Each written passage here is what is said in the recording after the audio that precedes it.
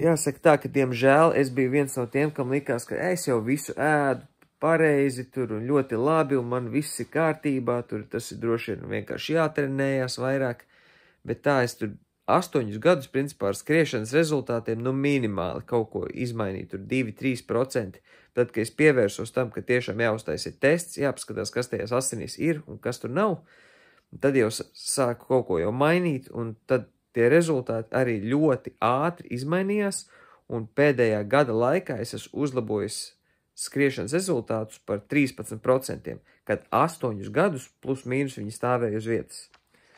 Mūsu asinīs ir 11 dažādas taukskābes. 4 no tām ir omega 6, 4 no tām ir omega 3. Forši ir tas, ka mēs varam uztaisīt asins testu un noteikt, kāda ir šī te asins kvalitāte, vai mēs ar savu ēdienu barojam savu veselību, vai barojam tieši pretēji slimību. Asins viskozitāte attiecīgi mainās no tā, ko tu ēd. Un tas nenotiek tā pēc nedēļas, es te padzeršu suliņas, baigi labi paēdīšu, un tad man būs baigi labi viss. Asins nomainās ātrāk, 120 dienu laikā, tas ir 4 mēneši. Tad attiecīgi kā saprast, kas ir vai nav tajās asinīs, tam ir domāti šie te testi. Tātad nododot asins analīzi Gulbi laboratorijā, no tevis paņem šādu te asins paraudziņu. To sūta uz Beļģiju, uz vietu, kas saucās Synlab. Synlab viņu izanalizē un 30 dienu laikā, kā rakstīts, ir atsūta atpakaļ tavas analīzes. Man tas atnāca ātrāk, arī rezultāti no Synlab. Tātad, lūk, no Synlab rezultāti arī piesātinātās taukskābes, mono nepiesātinātās taukskābes. Un labi ir, ka var redzēt tās references intervāls, kur būtu jābūt, un kas ir un kas nav tie intervālā. Te gan neko uzspiest tur nevarēja internetā, izprintēja tāds, kāds ir. Jā, var redzēt šo te omega 6, kas ir līmenī, kas ir pa maz, kas ir pa daudz. Nu, vienīgi jāgooglē, pašam ir jāskatās, kas kam atbilst. Nu, kas ir labi, jā, te ir kopējais indeks 9,2 omegai, kas ir labi. Tā es esmu, cik es saprotu, sportistiem ir arī pat 12%. Nu, tālūk arī tās attiecības. Nu, šādi tie rezultāti. Tā, uz vienas lapas, un te ir rakstīts analīze veikta Beļģijā. Nu tā kaut kā. Uztaisīšu Zinzino testu, viņi arī pašu testu netaisa, viņi sūta uz Vitas laboratoriju Norvēģijā. Un tad aiziet, tad taisam. Ja jūs paši arī gribat kādreiz mājās uztaisīt, tad varat atrast savu Zinzino partneri vai kādu paziņu vai mani uzrunāt, un es jums varu šādu testu arī sagādāt. Tātad, kā tas izskatās? Šis viss te ir iekšā. Šis mums būs vajadzīgs vēlāk. Aploksne, ar ko sūtīsim. Šis te ir duramais. Rokas es jau esmu nomazgājis pirms tam. Tātad izliekam visu laukā.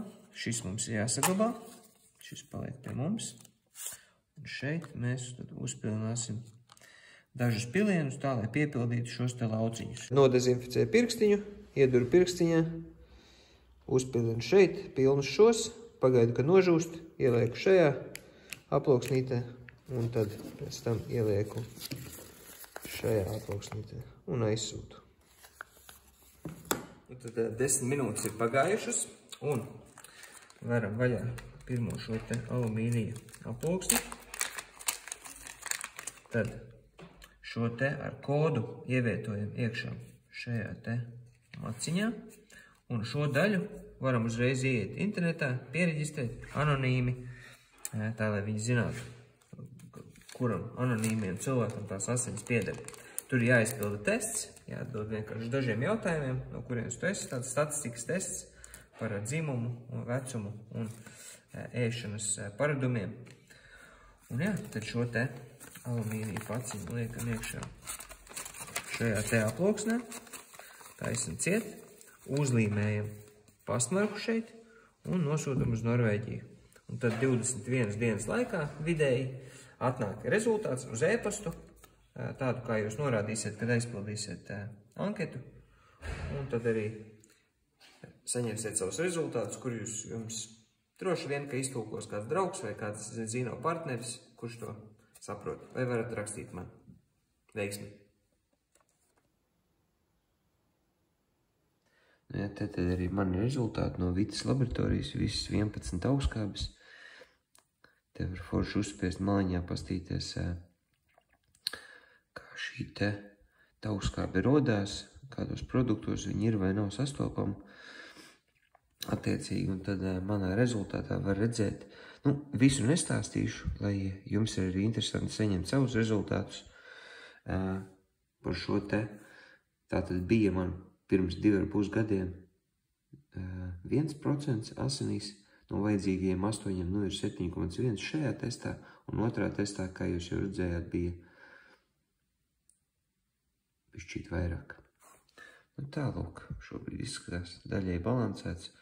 Manā organismā tātad vēl joprojām ir 5 reizes vairāk omega-6 nekā omega-3, kur perfektā variantā tam vajadzētu būt 1:1.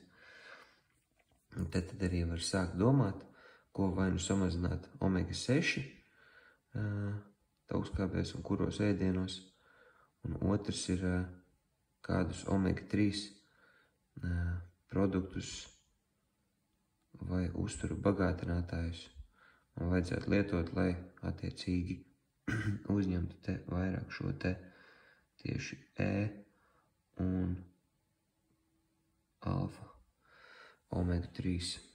Tā kaut kā. Paldies, veiksmīgi!